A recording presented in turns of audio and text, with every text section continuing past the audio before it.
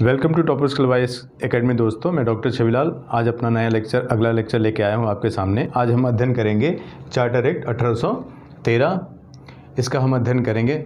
और मैंने जैसा आप लोगों से कहा था कि हमारी जो टॉपर स्किल वाइज एकेडमी है वो ऑफलाइन के साथ साथ ऑनलाइन के साथ साथ ऑफलाइन वेंचर पे भी काम करती है और हमारी संस्था मुंशी पुलिया पे कार्यरत है।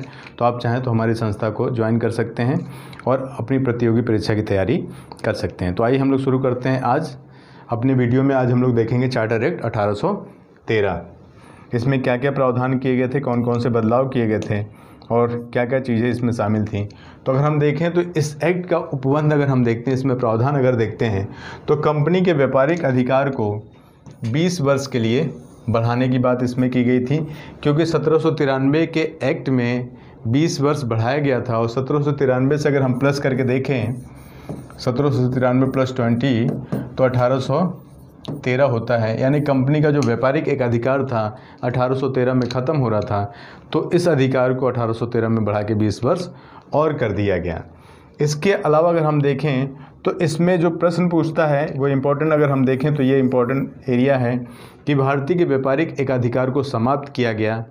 कंपनी के व्यापारिक एकाधिकार को समाप्त किया गया चीन और चाय के व्यापारिक एकाधिकार को छोड़कर। 1813 के एक्ट में प्रावधान था कि चाय और चीन के साथ व्यापार को छोड़ के बाकी सारे व्यापारिक अधिकार कंपनी के समाप्त कर दिए गए। तो किन दो के छोड़े गए थे इसमें? तो चीन के साथ व्यापार और चाय के व्यापार को छोड़ के बाकी सारे कंपनी के व्यापारिक एकाधिकार को समाप्त कर दिया गया 1813 एक्ट में। इसके अलावा जो व्यापारिक खाते थे उनका लेन देन और जो राजस्व की वसूली थी, टैक्स की जो वसूली थी, उन दोनों खातों को अलग अलग कर दिया गया। 1813 के एक्ट में कंपनी के व्यापारिक खाते और राजस्व खाते को अलग अलग रखने का प्रावधान किया गया।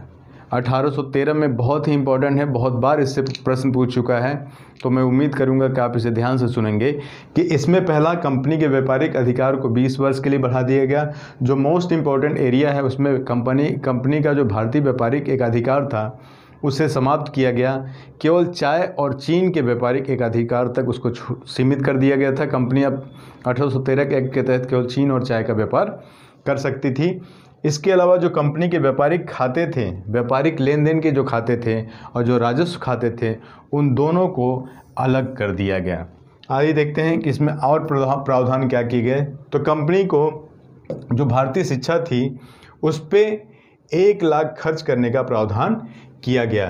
कंपनी भारतीय शिक्षा पर 1 लाख रुपए खर्च कर सकती थी। इस पर प्रश्न पूछा है कि किस एक्ट के तहत, या 1813 के चार्टर एक्ट के तहत किस क्षेत्र में व्यापक परिवर्तन हुए थे। तो हम यहाँ कह सकते हैं कि शिक्षा के क्षेत्र में व्यापक परिवर्तन हुए थे, क्योंकि पहली बार इस एक्ट में कंपनी को भारतीय शिक्षा पर 1 लाख रुपए खर्च करने का प्रावधान किया गया। यानी फिक्स कर दिया गया कि कंपनी प्रतिवर्ष 1 लाख रुपए शिक्षा पे खर्च कर सकती है। यानी कि शिक्षा के क्षेत्र में इसमें व्यापक परिवर्तन दिखाई देता है।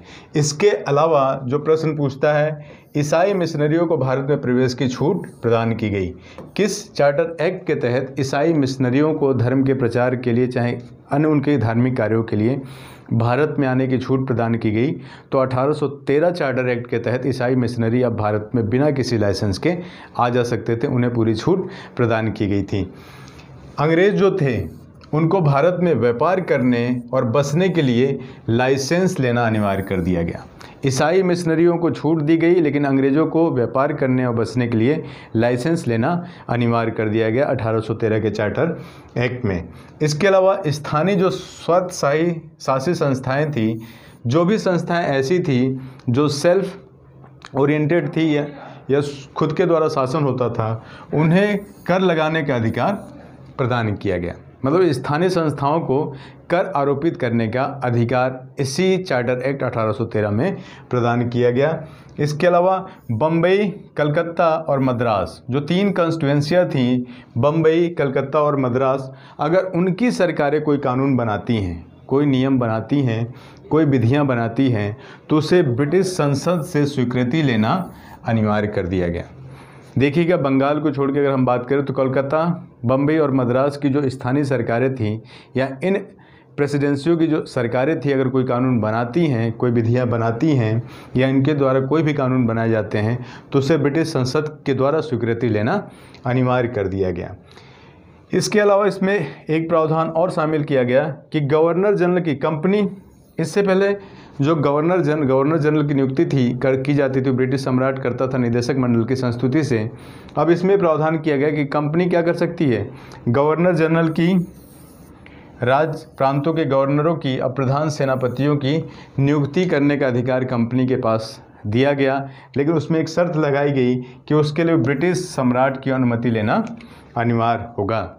मतलब कंपनी चाहे तो गवर्नर जनरल की नियुक्ति कर सकती है, गवर्नरों की नियुक्ति कर सकती है, प्रधान सेनापतियों की नियुक्ति कर सकती है, लेकिन उसे ब्रिटिश सम्राट से अनुमति लेना होगा। यानी ब्रिटिश सम्राट से अनुमति लेके वो इन लोगों की नियुक्ति करने का अधिकार इस एक्ट में दिया गया। तो इससे बहुत सारे प्रश्न पूछे गए हैं। अभी तक 1813 के चार्टर एक्ट के तहत बहुत सारे, खासकर यूपीएससी, यूपीपीएससी, आरओ में बहुत सारे प्रश्न पूछे गए हैं। तो उम्मीद है कि ये वीडियो आपको पसंद आया होगा और आप इसका गहन अध्ययन करेंगे और समझेंगे कि इस एक्ट में कौन कौन सी चीज़ें शामिल की गई थी। तो आई होप ये वीडियो आपको अच्छा लगा होगा। आपसे उम्मीद करते हैं कि आप इसे लाइक करें, सब्सक्राइब करें और नीचे कमेंट बॉक्स में कमेंट करना ना भूलें। आज के लिए इतना ही। Thank you.